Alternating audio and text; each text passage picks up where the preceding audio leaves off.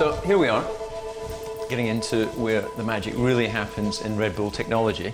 We're going into the heart of Adrian Newey, who's the Chief Technical Officer for Red Bull Technology and Red Bull Racing. Adrian, good morning. David. How are you? Very good to see you. Now, Adrian is someone I've worked with for many years. People might be surprised that Adrian is one of a few designers who still uses a drawing board. Yes, as you say, I'm afraid I'm the last dinosaur in the industry. Well, clearly it works. This is actually an RB6, which is the car that we will both be driving today. It was the double diffuser car from 2010. Right, shall we go and get hot and sweaty up at Silverstone? Yeah. Okay.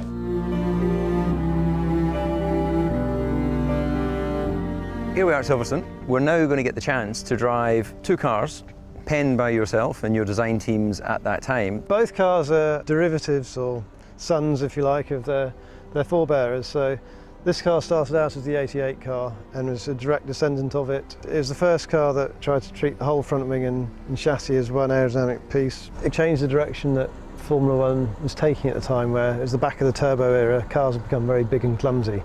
Really, it's a car that I think, had we not lost our funding at Leyton House, perhaps we could have had a Red Bull type story. But unfortunately the owner was thrown in jail for fraud, and that kind of put a bit of a damper on it. The RB5, the 2009 car, first car to a very new set of regulations. I think the RB5 is a very good car. Didn't win the championship, but you won quite a few races.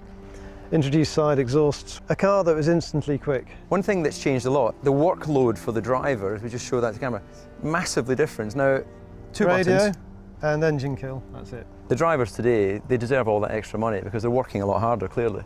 A driver would say that. They're real men that drive these ones. Well, yes, absolutely. Squeak, squeak from me. Shall we head to the pits and go and see what they feel like?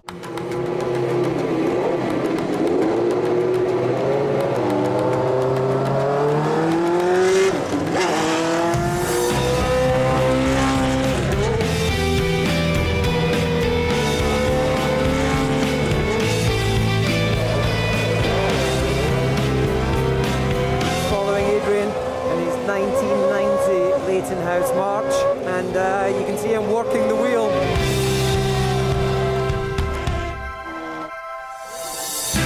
Very high nose in terms of the height of the cockpit in front of him, but very low sides. Wonderful to compare two cars, different eras. The boss has turned up. Christian, it's just about you weren't here 5 minutes ago. He was power sliding through Woodcote. You wouldn't have been happy. First time really I've driven a Formula One car on a circuit, and it felt absolutely lovely. Gear change is nice. Plenty of space in the cockpit. I don't know what they're all moaning about.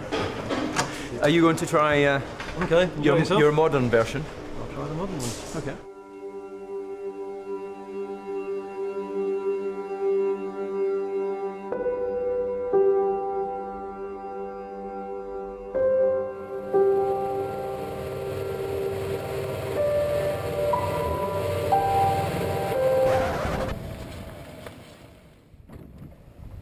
Right, it went into anti-stall. It's an anti-stall, Adrian. Just pull the clutch in, then it should reset the anti-stall. On behalf of the Drivers' Union, I'd like to just say, and that's why you have to be highly paid to drive a Grand Prix car. The problem with Adrian is he's completely fearless. I'm probably more nervous now than I would be at the start of a Grand Prix. A bit quick for a first lap. Can I hold your hand? Yeah, I think so.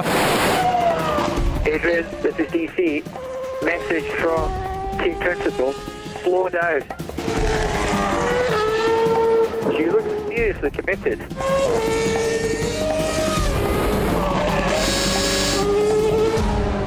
very different, isn't it? Well, 10 out of 10 for commitment anyway. First impressions between the two eras of cars. Feels incredibly different. This feels much more alien. The acceleration, you forget about it. Yeah. Were you flat through Woodcote? Yeah, oh yeah. Yeah, oh God. It's almost a fairground ride. Yeah.